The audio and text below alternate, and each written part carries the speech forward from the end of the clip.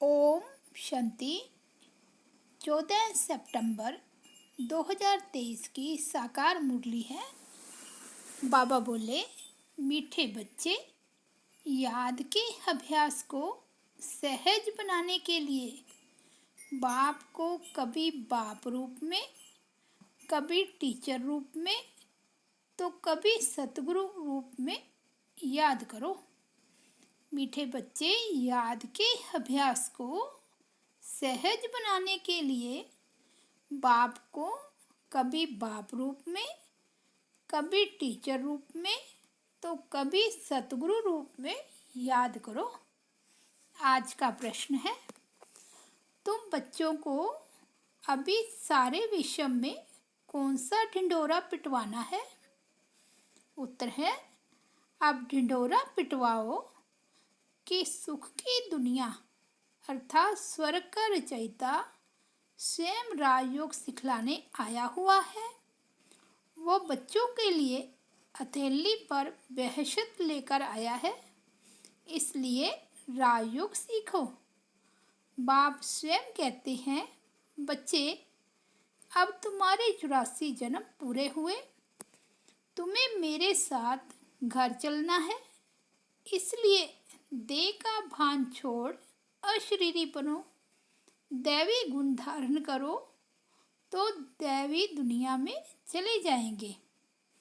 गीत बजा है, कौन आया मेरे मन के द्वारे। ओम शांति। मीठे मीठे बच्चों ने गीत सुना कि अभी हमारी बुद्धि में किसकी याद आई है? सबकी बुद्धि में है कि पतित पावन एक बाप है। अंग्रेजी में उनको लिबरेटर कहते हैं। लिबरेट करते हैं दुख से। दुख हरता सुख करता है। यह कोई मनुष्य व देवता का नाम नहीं है, यह है ही एक पतित पावन बाप की महिमा। पतित पावन सदगति दाता गॉड फादर को कहते हैं। मनुष्य की यह महिमा हो न सके। लक्ष्मी नारायण को, ब्रह्मा विष्णु शंकर को पतित पावन नहीं कह सकते। पतित पावन ऊंच ते ऊंच एक ही है। परम पिता परमात्मा, ऊंचा उनका नाम भी है, तो ऊंचा उनका ठाव अर्थात रहने का स्थान भी है। तुमको निश्चय है कि यह हमारा बाबा है। शिव को ही बाबा कहते हैं। शिव ही निराकार है। शिव का चित्र अलग, शंकर का चित्र अलग है। वह शिव बाप, शिक्षक, सतगुरु है। आज सतगुरुवार है। तुम्हारा तो सतगुरुवार रोज है। सतगुरु रोज तुमको पढ़ाते हैं और वह तुम्हारा बाप भी है। यह तो निश्चय होना चाहिए ना। उनको सर्वव्यापी नहीं कहेंगे। तुम्हारी बुद्धि में है पतित पावन परम पिता परमात्मा हमको राजयोग सिखलाते हैं। वह ज्ञान का सागर है। यह तो बुद्धि में निश्चय रहना चाहिए। यह एक ही बाप है जिसको कोई भी रूप में याद करो। बुद्धि ऊपर निराकार तरफ चली जाती है। कोई आकार व साकार नहीं है। आत्माओं को परम पिता परमात्मा से अब काम पड़ा है, परंतु जानते नहीं हैं। गाते हैं कि वह ज्ञान का सागर है, तो ज्ञान का सागर माना जो ज्ञान सुनाकर सदगति करे। लक्ष्मी नारायण को यह ज्ञान नहीं है। ज्ञान वह जो ज्ञान सागर से मिले, इसलिए शास्त्रों में भी ज्ञान नहीं है। ज्ञान सागर को ही मनुष्य सृष्टि का बीज रूप कहते हैं। बाप क्रिएटर है, वह है बेहद का बाप और सब है हद के बाप। अब बेहद के बाप को सब याद करते हैं, जो बापों का बाप, पतियों का पति, गुरुओं का भी गुरु है। सब उनको याद करते हैं, साधना करते हैं। आजकल चित्रों के आगे, राम के आगे, शंकर के आगे लिंग रखते हैं।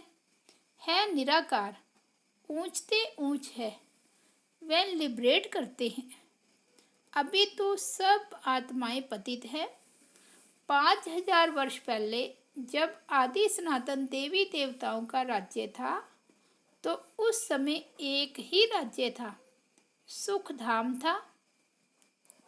पवित्रता, सुख, शांति सब थी। उसका नाम ही है स्वर्ग, हेवन।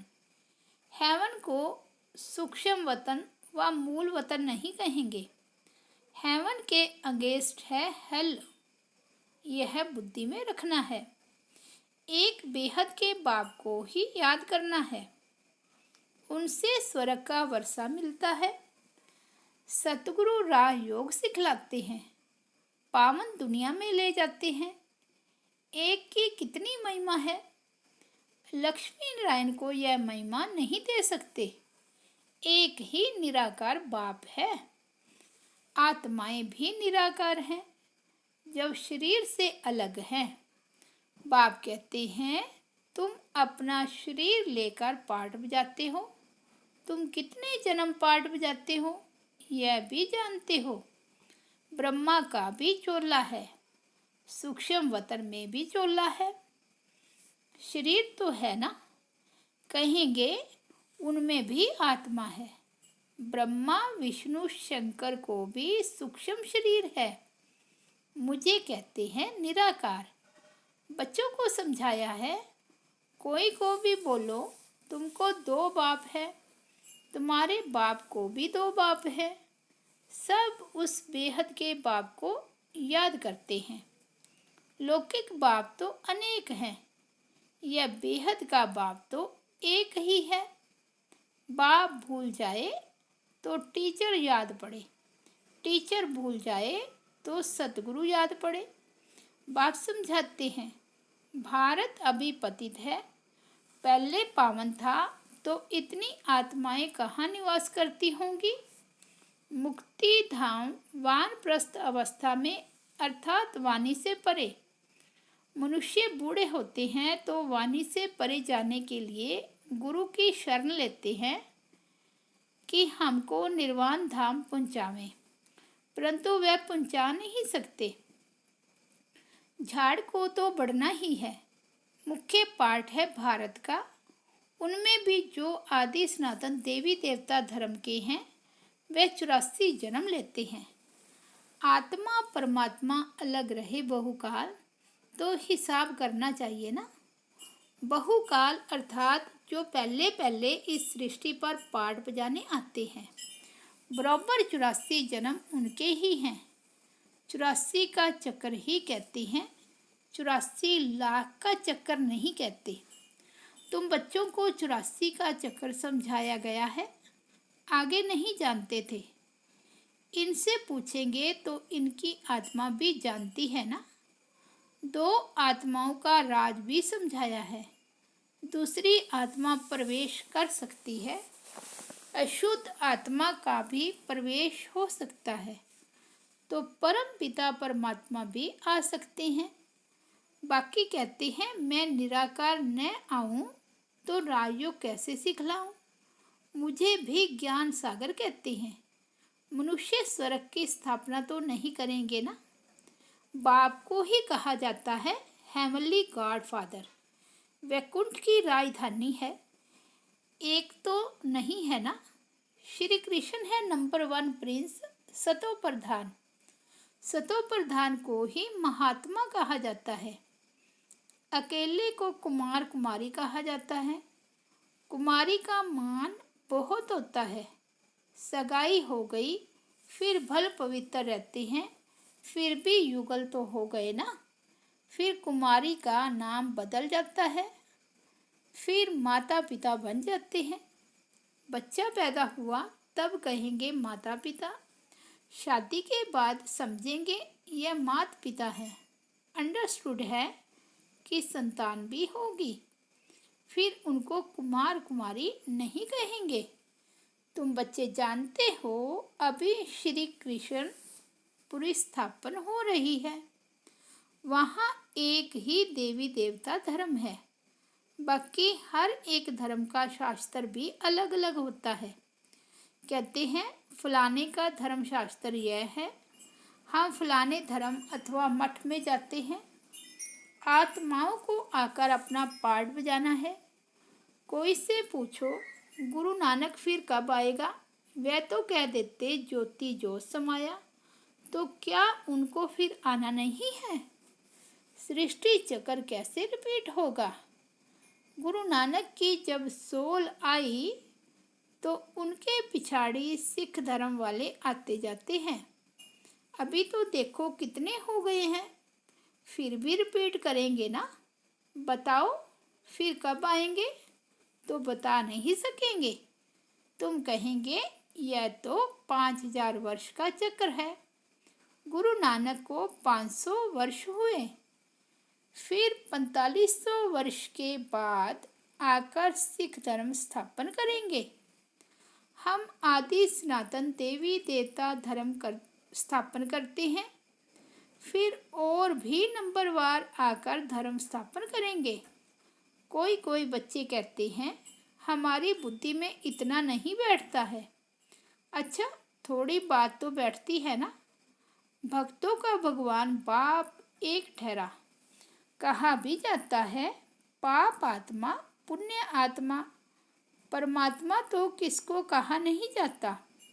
ऐसे नहीं आत्मा जाकर परमात्मा बनेगी।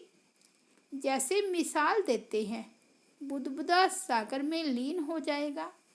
कोई कहेंगे पार निर्वाण गया, जैसे बुद्ध के लिए कहते हैं। कोई फिर कहते ज्योति जो समाया। अब राइट कौन?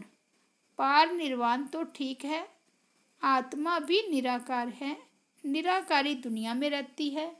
सूक्ष्म वतन में है मूवी, वह भी जैसे वहाँ की एक भाषा है जो वहाँ वह समझते हैं, समझकर डायरेक्शन ले आते हैं। यह भी वंडरफुल बात है ना। मूवी, टाकी और साइलेंस 3 हैं।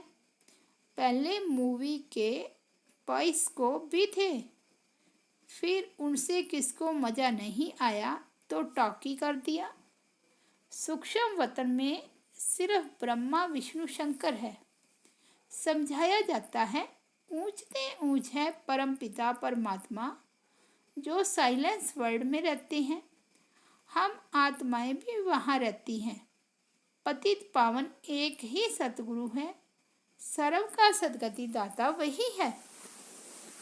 बाकी भल कोई अपने को गुरु कहलाए, ऋषि कहलाए, महात्मा कहलाए, परंतु है सब भगत, पावन बनाने वाले को जानते ही नहीं। कहते हैं परमात्मा सबको कब्र से निकाल ले जाते हैं। देखते भी हो, यह वही महाभारी महाभारत लड़ाई है। तुम सतयुग के लिए राजयोग सीख रहे हो। विनाश के बाद फिर सतयुग के गेट खुलते हैं। बाप ने समझाया है, इस समय तुम बाप से राजयोग सीखते हो। तुम योग बल से राज्य लेते हो। यह है नॉन वायलेंस। कोई भी यह नहीं जानते कि नॉन वायलेंस किसको कहा जाता है। काम कटारी भी नहीं चलानी है, यह भी हिंसा है। अहिंसा परमो देवी देवता धर्म था। विकारों के कारण ही तुमने आदि मध्य अंत दुख पाया है। वहाँ है ही निर्विकारी दुनिया, जिस कारण आदि मध्य अंत दुख नहीं होता है। वह है अमरलोक, यह है मृत्युलोक। मृत्युलोक में बैठ कथा सुनाते हैं अमरलोक में जाने लिए।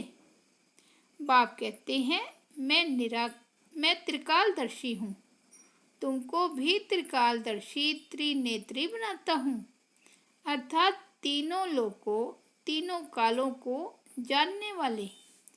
यह भगवान की महिमा है। तुम बच्चों को आप समान बनाकर साथ ले जाते हैं। ज्ञान सागर के बच्चे, तुम भी मास्टर ज्ञान सागर बन जाते हो। बाप कहते हैं, मैं मनुष्य सृष्टि का बीज रूप चैतन्य नॉलेजफुल हूँ। हाँ, हम जान सकते हैं बीज से ऐसे झाड़ निकलता है, फिर फल निकलता है। अब यह है मनुष्य सृष्टि का झाड़। बाबा कहते हैं, मैं इस उल्टे झाड़ के आदि मध्य अंत को, सृष्टि चक्र को जानता हूँ। मनुष्य कहते भी हैं परमात्मा सत्य है, चैतन्य है, अनंत का सागर है, सुख का सागर है, तो उनसे जरूर वर्षा मिलना चाहिए। तुम मुझ अपने बाप से वर्षा ले रहे हो। तुम 21 जन्मों के लिए पावन बन जाएंगे। मैं एवर पावन हूँ। तुमको तो पार्ट बजाना है। इस समय सिर्फ तुम्हारी चढ़ती कला है। तुम मास्टर ज्ञान सागर बन जाते हो। फिर सतयुग से लेकर तुम्हारी कलाएं कमती होती जाएगी। चढ़कर फिर उतरना ही है। अभी तुम बच्चे बेहद के बाप से बेहद का वर्षा लेते हो, बहुत सर्विस करते हो। बाप है पतित पावन। तुम शिव शक्ति पांडव से न हो। पति दुनिया को पावन दुनिया बनाने में मदद करते हो। तुमको ही वंदे मातरम कहते हैं। पतित को कभी वंदे मातरम नहीं कहेंगे। बाप आकर शक्ति दल द्वारा गुप्त सर्विस कराते हैं। तुम डबल हिंसा वाले हो, राज्य लेते हो, परंतु कोई हथियार आदि नहीं है, पवित्र रहते हो। वह सब है डबल हिंसक, एक तो विकार में जाते हैं। वह सब है डबल हिंसक, एक तो विकार में जाते हैं, काम कटारी से एक दो को दुख देते हैं और फिर आपस में लड़ते झगड़ते भी रहते हैं। आजकल कितने दुख के पहाड़ गिरते हैं। मनुष्यों में क्रोध कितना भारी है। अपने आप को आपे ही चमाट मारते हैं, सबकी ग्लानि करते रहते हैं। यह भी ड्रामा में नूद है, सबको गिरना ही है। अभी तुम्हारी है चढ़ती कला। तुम ढिंढोरा पिटवाओ कि स्वर्ग का रचयिता राजयोग सिखलाने वाला वह भगवान आया हुआ है। वह हथेली पर बहशत ले आया है। श्री कृष्ण को हम भगवान नहीं कहेंगे, वह दैवी गुणों वाला मनुष्य है। ब्रह्मा विष्णु शंकर को देवता कहेंगे, उनको दैवी गुण वाले मनुष्य नहीं कहेंगे। दैवी गुण सतयुगी मनुष्यों में है, आश्री गुण कलयुगी मनुष्यों में है। दैवी गुणवान और आश्री गुणवान मनुष्य ही बनते हैं। तो बाप बैठ समझाते हैं, तुम बाप को क्यों भूलते हो? घड़ी घड़ी मुझे याद करो। तुम्हारे 84 जन्म पूरे हुए, अब मैं तुमको राज योग सिखलाने आया हूँ। फिर भी तुम घड़ी घड़ी भूल जाते हो। दे अभिमान छोड़ अपने को अशरीरी समझो। अच्छा, माता पिता बाप दादा का मीठे मीठे सिकिलदे बच्चों प्रति याद प्यार और गुड मॉर्निंग। रूहानी बाप की रूहानी बच्चों को नमस्ते। हम रूहानी बच्चों की रूहानी बाप दादा को याद प्यार, गुड मॉर्निंग और नमस्ते। धारणा के लिए मुख्य सार।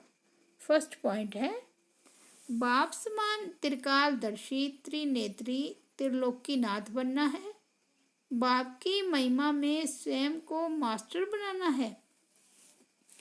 सेकंड पॉइंट है, डबल अहिंसक बनना है। किसी भी विकार के वशीभूत हो हिंसा नहीं करनी है। बाप का मददगार बन सबको पावन बनाने की सेवा करनी है। वरदान है, ज्वाला रूप की याद द्वारा स्वयं को परिवर्तन कर ब्राह्मण से फरिश्ता सो देवता भव। जैसे अग्नि में कोई भी चीज डाली जाती है तो नाम रूप गुण सब बदल जाता है। ऐसे जब बाप के याद की लगन की अग्नि में पड़ते हो तो परिवर्तन हो जाते हो। मनुष्य से ब्राह्मण, फिर ब्राह्मण से फरिश्ता, सो देवता बन जाते हो। जैसे कच्ची मिट्टी को सांचे में ढालकर आग में डालते हैं तो ईंट बन जाती, ऐसे यह भी परिवर्तन हो जाता। इसलिए याद को ज्वाला रूप कहा जाता है। स्लोगन है, शक्तिशाली आत्मा वह है जो जब चाहे तब शीतल स्वरूप और जब चाहे तब ज्वाला स्वरूप धारण कर ले। अच्छा, ओम शांति।